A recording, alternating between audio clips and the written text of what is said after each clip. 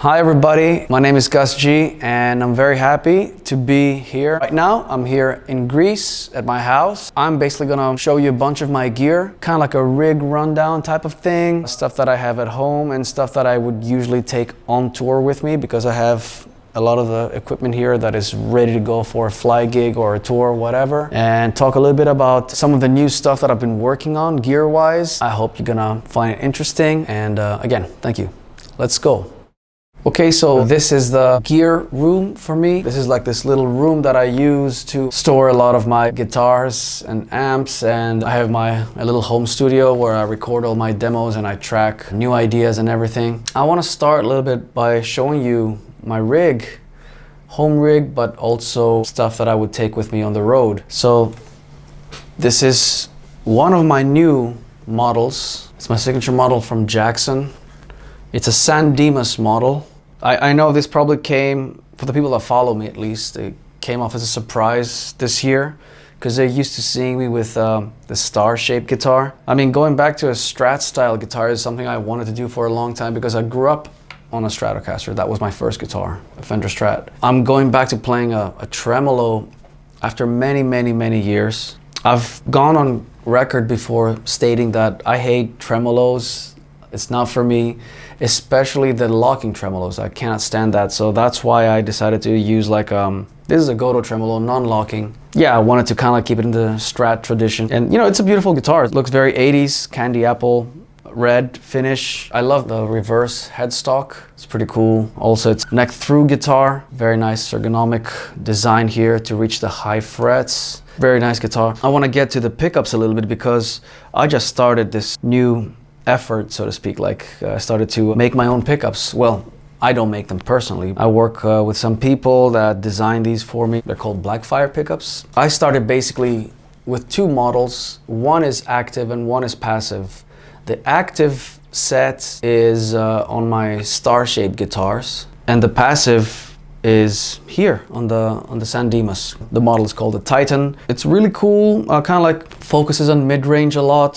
So it's a pretty hot pickup, great for rock crunchy tones. I mean, of course you can play more metal stuff, but you can play more hard rock stuff too with it. It's a great pickup that'll sound also great with the booster in front of the amp. I tracked some of it on the latest Firewind record, so I'm enjoying playing that one a lot lately. I've been using active pickups for about 10 years now. This is the new Blackfire Titan set. These live exclusively on the models, on the signature models. I'm working hard with my team to kick off the pre-sale soon so we can have them available for whoever is interested in checking them out and mounting them on the guitar. So that's it as far as this guitar. And then this is the classic star shape that I've used for forever, basically.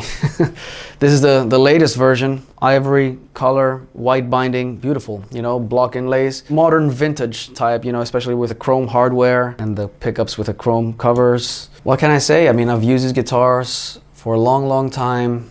So this is the latest revamp, which I really love. So again, you know, when I'm talking about the pickups, this is my active set. It's called the Proteus. Yeah, high output pickups, obviously. It runs on battery, obviously, because we have the preamp in there.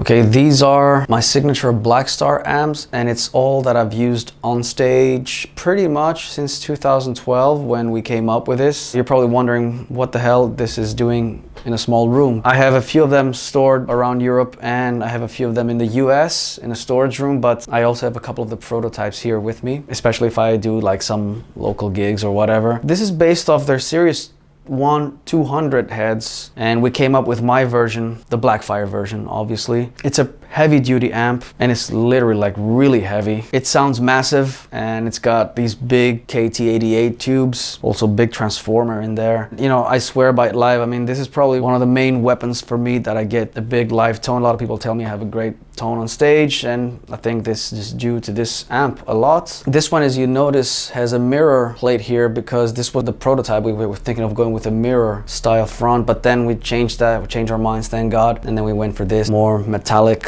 look, and it's cool. Now, in terms of settings, let me show you. I mean, obviously this is a 4-channel amp. Honestly, I only use one.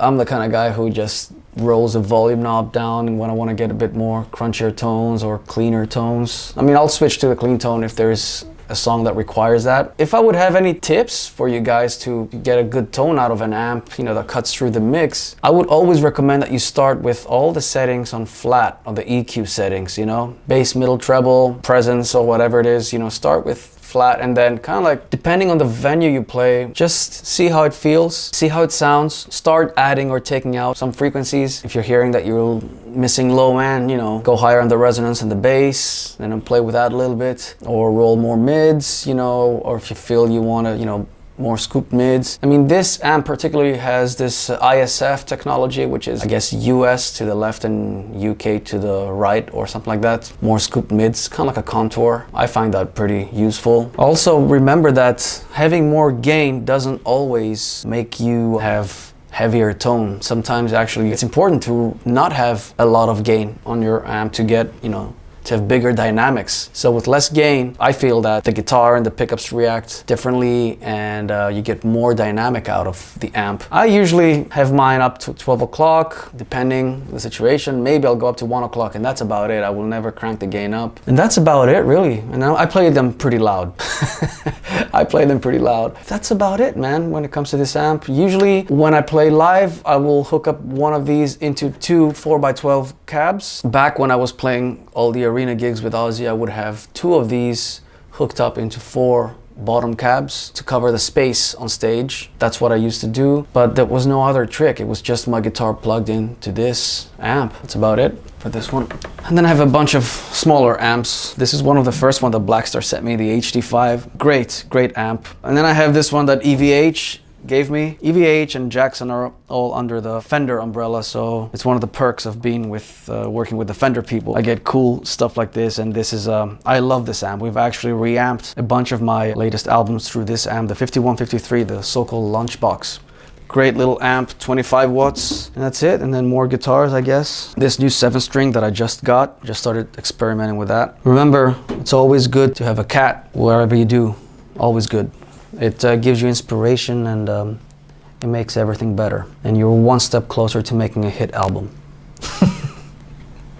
Okay, so to talk a little bit about the pedals, I have a rough setup here of how my on-stage pedal board would look like. This is one of my heavy use pedal boards, obviously, that my guitar tech built for me. This would be like my signal chain. Obviously I didn't connect anything now, but you know, this would be the wireless, and then from the wireless it would go into a tuner, great tuner, Boss, into an overdrive pedal. This is my Speed Demon, into a wah pedal, and then out of the wah into the amp, and then the delay pedal would be on the effects loop of the amp. The delay pedal, I'm still very old school. I have this next to my guitar tech wherever he sets up the Guitar World, and he just turns it on and off for me for the solos. A couple of things about the pedals that I use. This is the Speed Demon. This is a pedal I created last year. I did it with a company out of Greece called Crazy Tube Circuit. It's like an overdrive booster type of pedal, almost like a Tube Screamer type of thing, to give you an idea. It's Leon's favorite pedal, I have to say.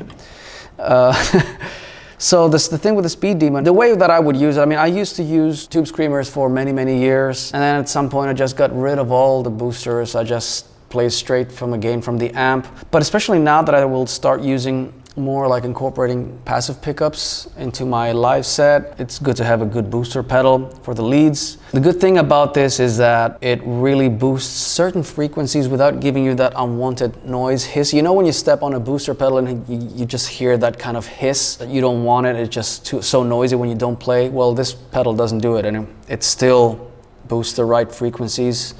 I love this. I've used it on a bunch of summer festivals last year when we were touring. It's great. There's still a few of them left you can find online. It was just like a one-off batch of pedals that we made. I think we made about 200 pedals. Most sold out during the pre-sale. So I think if you're lucky, you can still find one of these. I'm very proud of it. It was my own personal endeavor, you know, without having a company backing me up. So yeah. Thanks to my lovely fans, they supported this. So I'm actually working on a new pedal right now, but don't tell anyone, okay? And then it's a Morley wah. I love the auto return wah. You know, you step on it, it turns on, step off, it turns off automatically.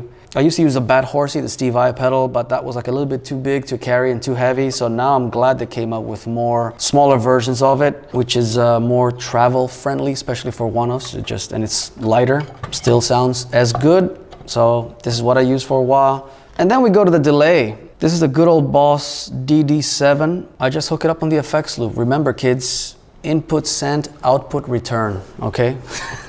Very easy. And these are the settings that we have here. I don't know what that means in milliseconds, but this is how I use it. I only have one type of delay for my solos. I don't change it depending on the tempo and stuff like that. I'm just too lazy. So, and this one sounds really good and it just works throughout the set perfectly. So that's about it with the pedals, man. That's what I use and how I set it up.